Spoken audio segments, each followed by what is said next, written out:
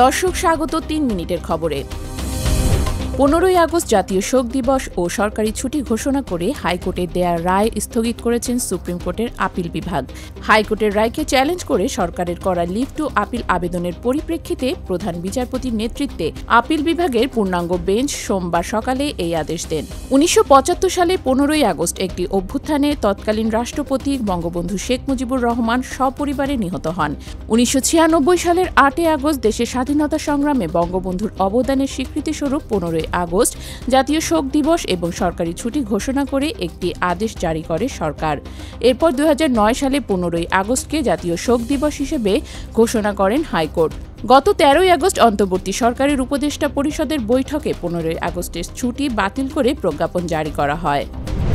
অর্থনীতি শ্বেতপত্র কমিটির কাজ চুরির বর্ণনা দেওয়া চোর ধরা নয়, এমন মন্তব্য করেছেন শ্বেতপত্র প্রণয়ন কমিটির প্রধান ড দেবপ্রিয় ভট্টাচার্য।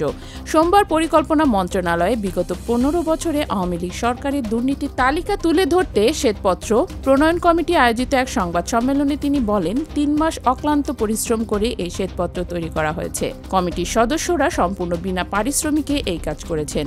দেবপ্রিয় বলেন, বিদেশি পরামর্শক এনে এই শ্বেতপত্র করা হলে কমপক্ষে ২৫ কোটি টাকা খরচ হতো। আগামী ১ মাসের মধ্যে পূর্ণাঙ্গভাবে এটি ছাপার অক্ষরে প্রকাশের কথা জানান দেবপ্রিয় ভট্টাচার্য। রবিবার প্রধান উপদেষ্টার হাতে শ্বেতপত্র তুলে দেয় কমিটি।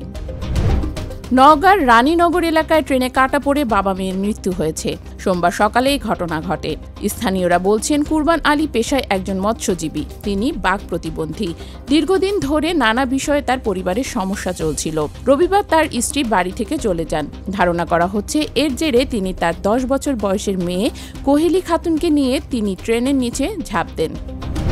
দীর্ঘ ৯ মাস পরে সেন্ট মার্টিনে পর্যটন শুরু হলেও স্থানীয় বাসিন্দা এবং ব্যবসায়ীদের উদ্বেগ কাটেনি। তবে সেন্ট মার্টিনে পর্যটন নিয়ন্ত্রণে সরকার সম্প্রতি যেসব বিধিনিষেধ আরোপ করেছে তা নিয়ে এখনও স্থানীয় মানুষ এবং সেখানকার পর্যটন ব্যবসায়ীরা চিন্তিত।